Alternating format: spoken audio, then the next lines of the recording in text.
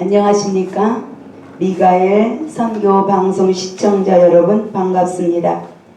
오늘 제가 여러분과 은혜 나누고 싶은 하나님의 말씀은 신명기입니다. 신명기 8장 11절에서 18절까지의 말씀을 가지고 함께 은혜를 나누고자 합니다.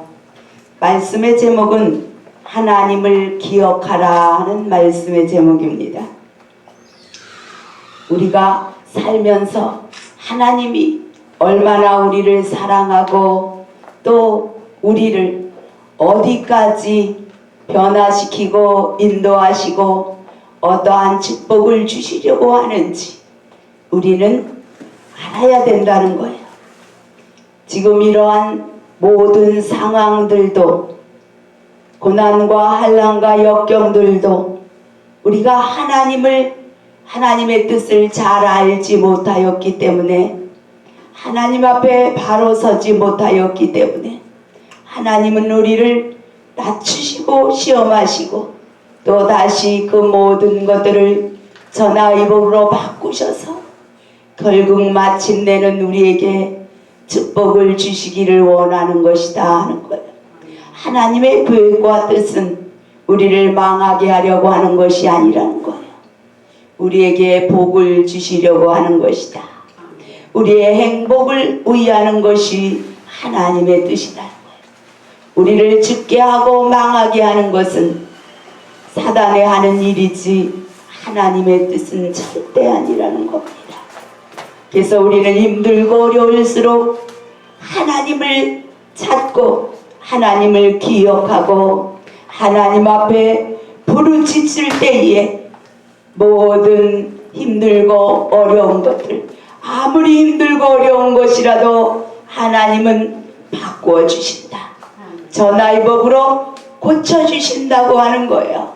그래서 이 구약의 모든 말씀들을 보면 이 이스라엘 백성들이 하나님을 원망하고 하나님 앞에 많은 악을 지었고 하나님이 그들을 출애굽시킬 때에 어떠한 능력과 권능으로 그들을 출애굽시켰는지 다 보고 알면서도 크신 하나님의 능력과 하나님의 그 큰 사랑을 잊어버리고 자기의 힘과 자기의 능력으로 모든 축복을 받아서 누리는 것처럼 이렇게 하나님을 잊어버리고 산다.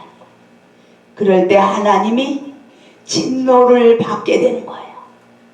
그래서 우리는 오늘 이 말씀을 통해서 하나님을 기억해야 되는 자리, 하나님을 잊어버리면 안 되는 자리, 하나님께 다시 한번 부르짖어서 모든 환난과 역경들이 바꾸어지고 변화되어져서 전화위복으로 하나님이 다시 우리를 축복으로 이끌어가는 역사를 이룰 수 있는 이 모든 환난을 바꿀 수 있는 그러한 환경을 만들어갈 수 있는 우리가 되어야 되겠다고 하는 거예요. 그래서 오늘 말씀에 보면 하나님을 기억하라. 첫 번째는 하나님을 잊어버리지 않도록 해야 된다는 거예요. 하나님이 우리를 얼마나 사랑하는지 하나님의 그 깊은 뜻을 잊어버리지 않아야 돼요. 예수 그리스도까지 우리에게 내어주어서 십자가에 죽기까지 우리를 얼마나 사랑하는지를 우리에게 알게 해주었잖아요. 그런데도 또 하나님을 잊어버리는 것이 사람이라는 거예요. 그런데 다시 한번 하나님을 기억하라고 하는 거예요. 그리고 우리가 잘 먹고 잘 살고 부자가 되고 번성하면 그러면 마음이 교만하여져서 하나님을 잊어버린다는 거예요. 자기가 자기의 그 재주와 자기의 능력으로 이렇게 많은 재물을 얻어서 잘 살게 되어진 것처럼 마음이 교만하여진다는 거예요. 하나님이 함께 해주셨다는 것을 잊어버린다는 거예요. 하나님이 내게 그 재물 얻는 눈을 주셔서 내가 그 재물을 얻어서 잘 살게 되었다는 것을, 하나님이 나를 사랑함으로 이렇게 풍성하게 해주었다는 것을 잊어버리고 마음이 교만하여져서 자기의 그 재능으로 이렇게 잘 살고 있다고 생각한다는 거예요. 그렇게 마음이 교만하여지면 하나님은 다시 그들을 낮추기 위하여 하나님의 축복받는 백성을 만들어 가기 위하여 낮추고 시험하시고 이렇게 한다는 거예요. 광야에 40년 동안 이스라엘 백성을 시험하고 또 낮추기를 원하였던 그 모든 것들은, 그 불뱀과 정갈이 있고 물이 없는 곳으로 인도한 그 모든 것들은 이스라엘 백성들을 고생시키기 위해서, 멸망시키기 위해서가 아니다, 이렇게 말하고 있는 거예요. 그들을 사랑함을 통해서 그들을 참 행복의 자리로 이끌기를 위해서, 참 행복의 맛을 그들이 느끼며 살 수 있는 삶이 되기를 위해서 사랑함으로 그들에게 그러한 길을 인도했다고 오늘 본문에 보면 말씀하고 있어요. 그리고 이 하나님은 우리에게 재물 얻는 능도 주신다. 우리가 재물을 우리가 얻은 것 같지만 그게 아니라는 거예요. 하나님이 재물 얻는 능도 주셔야만이 우리가 재물도 얻어서 풍족하게 살 수 있는 길이 있어진다는 거예요. 그런데 사람들은 자기 마음이 교만해져서 내 눈과 내 손의 힘으로 내가 이 재물을 얻었다고 교만하여진다. 하나님은 그렇게 교만한 자들은 낮추시기를 원한다. 욥기서에 이렇게 말씀하잖아요. 욥에게 교만한 자들은 발견하여서 낱낱이 낮추고 악한 자들은 밟아라. 그래서 진토 위에 묻어버려라. 그러면 내가 너를 구원할 자라고 인정하리라. 이렇게 말씀합니다. 그러면 이 악하고 교만한 자는 누구냐? 하나님의 그 크신 은혜를 잊어버리고 하나님을 기억하지 못하는 거예요. 하나님이 내게 얼마나 큰 은혜를 주셨는지, 사랑을 주셨는지, 예수 그리스도를 독생자를 십자가에 죽기까지 내어놓고 우리를 대신 대속해 주기를 원했던 그 하나님의 그 큰 사랑을 잊어버리고 내 힘으로 사는 것처럼, 내 능력으로 사는 것처럼 이렇게 교만하여지면, 그러면 어떤 자리에 들어가느냐? 뱀이 그러한 마음을 타고 들어와서 그 심령에 자기의 거처를 삼는 거예요.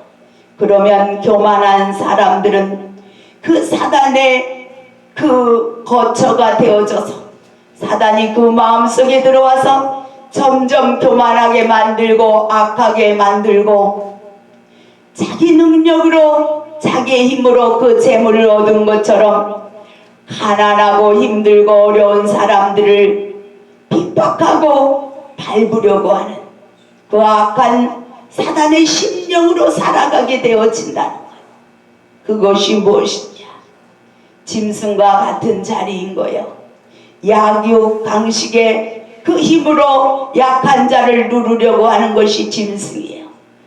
강한 자가 약한 자를 잡아먹는 것이 짐승이에요.